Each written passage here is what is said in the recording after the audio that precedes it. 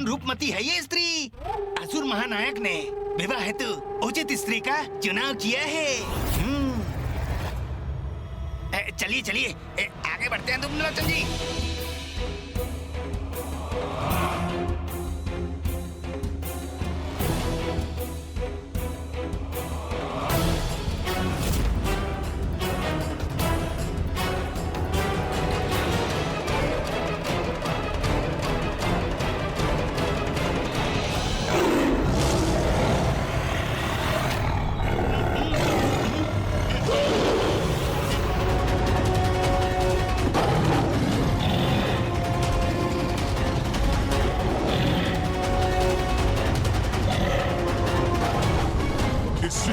ने तो ये प्रचंड वायु प्रवाह उत्पन्न कर दिया है। मैं सिंह की गर्दन से उड़ता जा रहा हूँ। मुझे रोकिए दुम्नलोचन जी, मुझे रोकिए।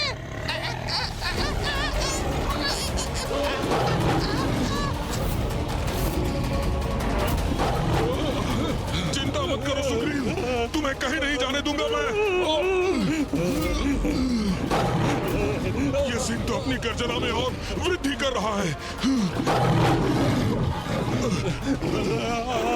अब तो मैं भी खींचा चला जा रहा हूँ।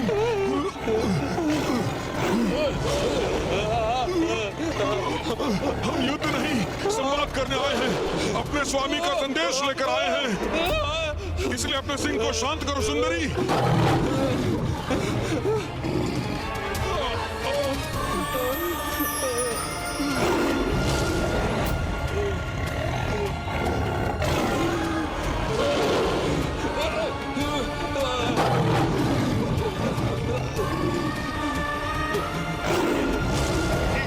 पकड़े रहिए, मुझे पकड़े रहिए दुम्नलोचन जी।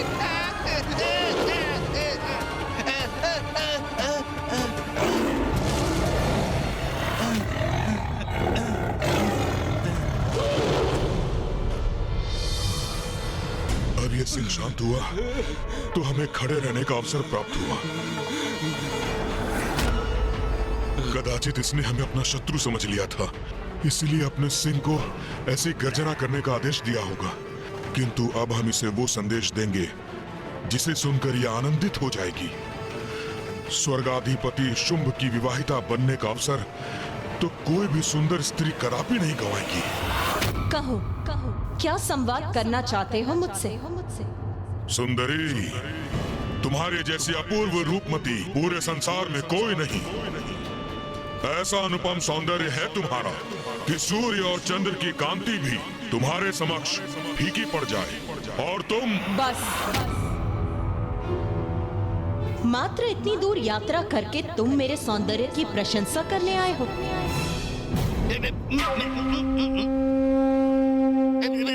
सौंदर्य की देवी, तुम इनकी बात का बुरा न मानो। ये शुंभ के सेनापति दुम्नलोचन है और मैं उनका दूत सुग्रीव। मैं तुम्हारे सौंदर्य का दर्शन पाकर ऐसा अभिभूत हुआ कि मेरे मुख से शब्द ही नहीं निकले। तुम्हारी जैसी सुंदरी तो संपूर्ण संसार में एक ही है। जैसे इस सृष्टि में एक ही पुरुष है जिसके समक्ष सूर्य और चंद्र दोनों ही नहीं टिक सकते। और ये महाप्रतापी रूपमान पुरुष तुम्हारे स्वामी शुंभ हैं। सर्वप्रथम इस सेनापति ने मेरे सौंदर्य की प्रशंसा की, फिर शुंभ के दूत अर्थात तुमने उसकी। किंतु मुझे किसी की भी प्रशंसा में कोई रुचि नहीं।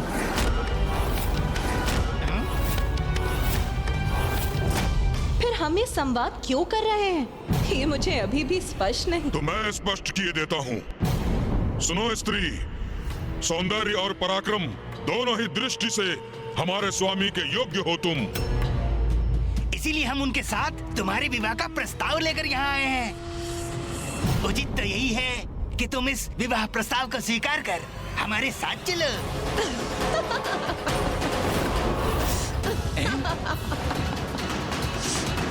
ये इस प्रकार अट्टहास क्यों कर रही है? मुझे ये बताओ, तुम दोनों रूपवान होने के अतिरिक्त कोई और गुण है भी तुम्हारे स्वामी में? इतना अहंकार है इसे अपने सौंदर्य का कि स्वर्गाधिपति असुर महानायक शुंभ के गुण पूछ रही है हमसे। बहुत चतुर स्त्री है ये धूम्रलोचन जी। इस प्रस्ताव को भली भांति परख रही है और उचित भी है। कोई भी नारी विवाह प्रस्ताव तो तभी स्वीकार करेगी ना जब उसे विश्वास हो जाए जिससे वो विवाह करने जा रही है वो सर्वथा उसके योग्य है कि नहीं है? क्या था जो देव नहीं कर पाए? क्या थी उनकी लाचारी? क्यों उनकी लाज बचाने जागी उनके अंदर की नारी? देखिए नारी शक्ति का अवतार। कदाचित तुम्हें ज्ञात नहीं सुंदरी कि हमारे स्वामी कौन हैं?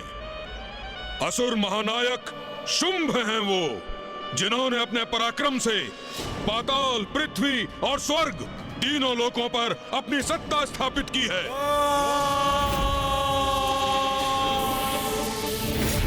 और स्वर्ग की समस्त निधियां उनके नियंत्रण में है। कल्प वृक्ष, कामधेनु, ऐरावत, उच्चैश्रवा सबके स्वामी हैं वो। इंद्र आदि देवताओं को स्वर्ग से निष्कासित किया है उन्होंने। अब आपको पूर्ण परिचय प्राप्त हो गया ना हमारे स्वामी का? अब तो स्पष्ट हो गया ना? तुम महावीर, महातेजस्वी स्वर्ग के अधिपति शुंभ का विवाह प्रस्ताव स्वीकार करे सुंदरी। सत्य कह रहे हो तुम। बहुत पराक्रमी, अत्यंत तेजस्वी और महावीर है तुम्हारे स्वामी शुंभ। मुझे ज्ञात था ये हमारा प्रस्ताव अवश्य स्वीकार करेगी। तुम्हारे स्वामी की वीरताएं की गाथाएं तो मैंने भी सुनी है। वही शुंभ है ना ये, जिसने मित्रता का ढोंग कर देवताओं को अपनी राजसभा में आमंत्रित किया और फिर दुष्ट क्रिया अर्थात जुए की क्रीड़ा कर देवताओं का सर्वस्व छीनने का प्रयास किया। वही महापराक्रमी शुंभ है ना ये, जो प्रथम पूज्य गणेश देव सेनापति कार्तिकेय से सीख लेने के लिए विवश ही नहीं हुए, अपितु देवराज के वाहन ऐरावत, मां कामधेनु, कल्प वृक्ष और देवराज के मुकुट लौटाने पर भी बाध्य हो गए। अब समझा, ये तो असुर महानायक का अपमान करने का दुस्साहस कर रही है। वही परमवीर शुंभ है ना ये, जिसने स्वर्ग में अनुचित प्रवेश कर देवियों का अपमान करने का प्रयत्न किया, किंतु उसमें मेरे अर्थात जगत जननी के हस्तक्षेप करने के कारण अक्षम्य रहे।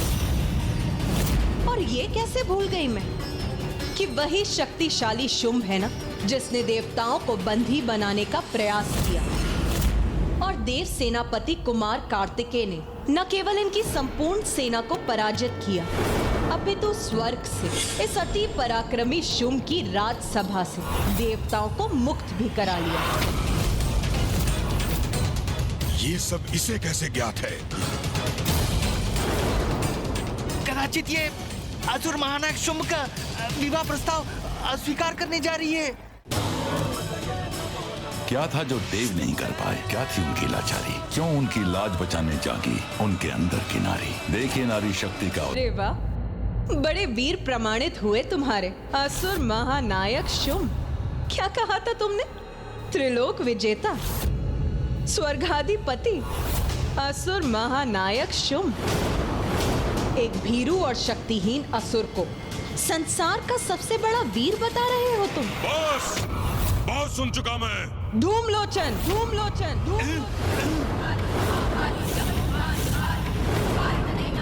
अपना स्वर ऊंचा करने का दुस्साहस मत करो। तुम अपने परमवीर महाराज के लिए मेरे समक्ष खड़े हो और मैं तुम्हारे ऊंचे स्वर को कदापि सहन नहीं करूंगी। इसकी गर्जना तो इसके सिंह की गर्जना के समान ही भयंकर है, किंतु मुझे इसका अहंकार खंडित करना ही होगा। ऐ सुंदरी, ये तुम्हारा सौंदर्य नहीं, तुम्हारा अहंकार बोल रहा है। सुनी सुनाई बातों पर विश्वास करने की भूल कर रही हो तुम, किंतु मेरे स्वामी के प्रति उदंडता करके सभी सीमाओं का उल्लंघन कर रही हो तुम, जिसे एक बार तो मैं अनसुना कर रहा हूं, किंतु पुनः ऐसा व्यवहार सहन नहीं करूंगा मैं। त्रिलोक के अधिपति हैं मेरे स्वामी शुंभ, स्वयं ब्रह्मदेव से वरदान प्राप्त किया उन्होंने। अपनी अपार शक्ति के बल पर किसी भी स्त्री को अपने चरणों की दासी बना सकते हैं वो, और उनकी दासी बनना भी किसी भी स्त्री के लिए सौभाग्य की बात है। नारी के प्रति ये दुर्भावना कदापि उचित नहीं। ये स्त्री तो क्रोधित हो रही है। कहीं इसने पुनः गर्जना की तो? नहीं नहीं, मेरे शांत रहने में मेरी सुरक्षा है। ये तो तुम्हारा सौभाग्य है स्त्री कि असुर महानायक शुंभ ने पूर्ण सम्मान के साथ विवाह प्रस्ताव भिजवाया है। अन्यथा अपनी इच्छा पूर्ण करने के लिए वो क्या नहीं कर सकते। अच्छा, तो तनिक ये बताओ, अपनी इच्छा पूर्ण करने के लिए क्या करेंगे वो? प्रतीत होता है तुम अभी भी नहीं समझी। और वो चाहे तो उनके सैनिक तुम्हें उनके समक्ष प्रस्तुत करने हेतु तुम्हारी इच्छा के विरुद्ध तुम्हें खींच कर भी ले जा सकते हैं।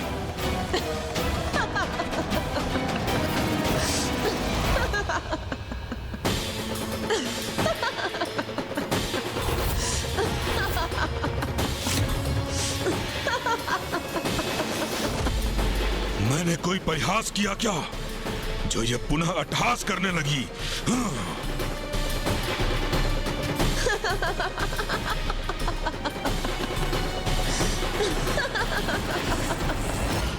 स्त्री, अट्टहास क्यों कर रही हो तुम?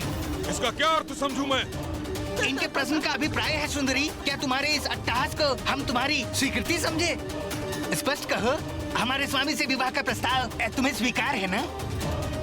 उचित है। मुझे क्या था, ऐसा उत्तम विवाह प्रस्ताव संसार की कोई भी स्त्री कदापि नहीं नकार सकती। हमें शीघ्र ये शुभ सूचना असुर महानायक शुंभ तक पहुंचानी चाहिए। चलो सुग्रीव।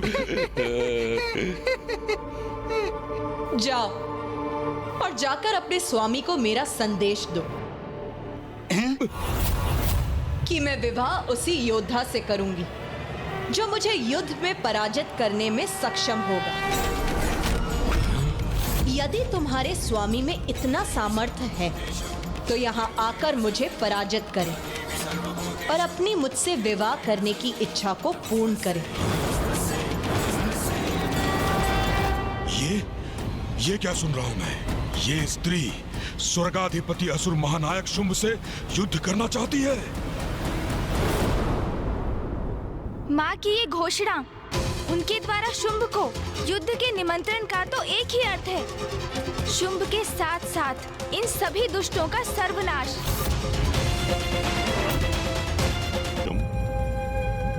आप बड़े उतावले दिखाई दे रहे हैं। प्रतीत होता है कि धूम्रलोचन और सुग्रीव के लौटने और अपनी भावी वाहिता का समाचार पाने का बड़ी अधीरता से प्रतीक्षा कर रहे हैं। किंतु ये उचित भी तो है, सब कुछ तो प्राप्त कर लिया है असुर महानायक ने। हाँ, और अब उस अपूर्व सुंदरी को पाने के लिए लालायित हैं। देवी शक्ति का क्रोध हमारे लिए महासंकट का रूप अवश्य ले सकता है। धूम्रलोचन समाचार अवश्य लेकर आएगा, किंतु मुझे शंका हो रही है कि कहीं वो हमारे सर्वनाश की पूर्व सूचना ना हो। समाचार क्या होगा ये तो मुझे पूर्व से ज्ञात है। स्वर्गाधिपति असुर महानायक शुंभ ने पूर्ण सम्मान के साथ विवाह का प्रस्ताव भेजा है। उसे स्वीकार करना उस नारी की नियति है, किंतु यदि उस नारी ने मेरे प्रस्ताव का निरादर किया तो मेरे सैनिक उसका निरादर करेंगे, उसे खींचकर मेरे समक्ष यहाँ मेरी राजसभा में प्रस्तुत करेंगे। असुर महानायक शुंभ, आप बहुत बड़ी भूल कर रहे हैं।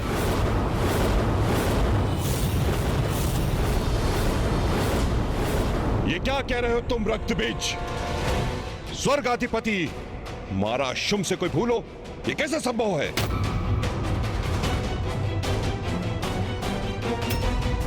दृष्टता क्षमा कीजिए असुर महानायक। आपके सामने कितना कुछ घटित हो चुका है, किंतु आप उसे स्वीकार नहीं कर रहे।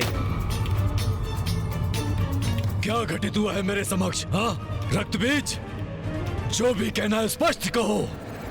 जिन देवी को आपने धूम्रलोचन और सुग्रीव को युक्ति अथवा शक्ति से यहाँ लाने का आदेश दिया है।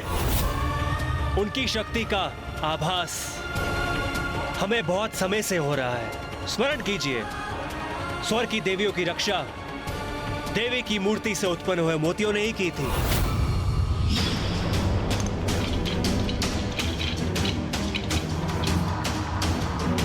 देवताओं को बंदी बनाने गए असुर सेना के असंख्य सैनिक देवी के मंत्र से ही तंद्रा में चले गए थे और वो युद्ध करने में असमर्थ हो गए थे।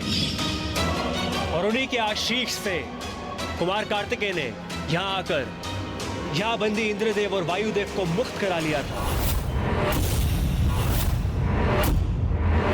वो कोई साधारण स्त्री नहीं है, जगत जननी है, देवी शक्ति है और उनकी अपार शक्ति का प्रत्यक्षदर्शी तो मैं भी पूर्व में रहा हूं।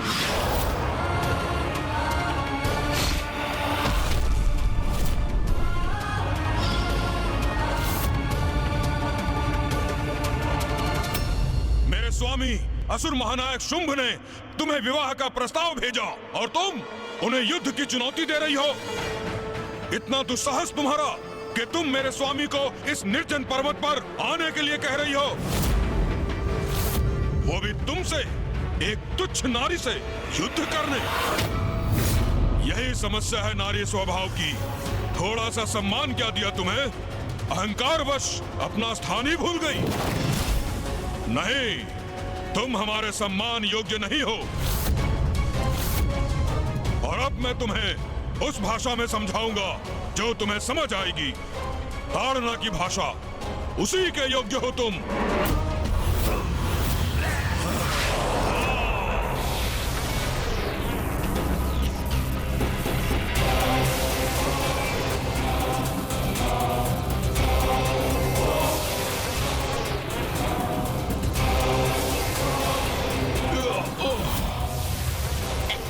सेनापति धूम्रलोचन उचित कह रहे हैं। शब्दों की नहीं, शस्त्रों की भाषा ही सुंदरी के लिए उपयुक्त है।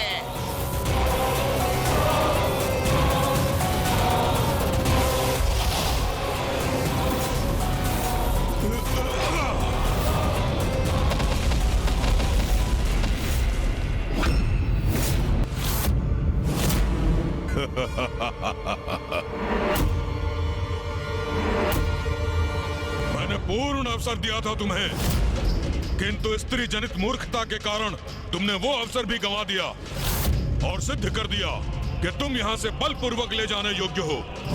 और तुम ही नहीं, स्वर्ग से भागकर तुम्हारी शरण में छिपी हुई वो देवियां भी जाएंगी असुर महानायक की दासियां बनने, और उन्हें हम अवश्य ढूंढ निकालेंगे।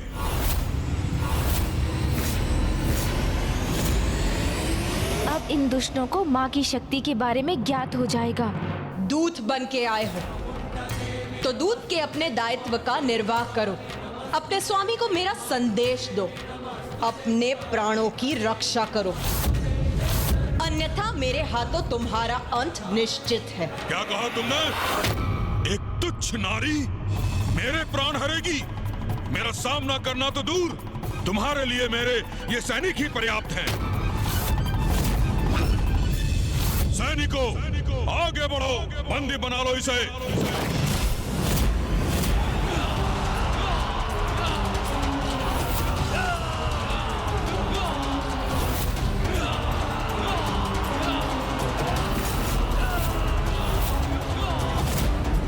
ये दुष्ट असुर तो माता पर आक्रमण कर रहे हैं। नारी का अपमान कर तुमने बहुत बड़ा अपराध किया है धूम्रलोचन, और अपनी भूल को सुधारने का अवसर प्राप्त होने पर भी उसे व्यर्थ कर दिया तुमने। तो अब तुम्हें अपने अपराध का उचित दंड अवश्य प्राप्त होगा। पकड़ लो इसे, बंदी बना लो, पकड़ लो इसे, बंदी बना लो। अभी इसका दंभ खंडित होगा जब ये मेरी बंदी बनेगी, और इसके दुस्साहस के दंड स्वरूप इसे अपने साथ खींचता हुआ ले जाऊंगा मैं। हाँ। क्या था जो देव नहीं कर पाए? क्या थी उनकी लाचारी? क्यों उनकी लाज बचाने जागी उनके अंदर की नारी? देखिए नारी शक्ति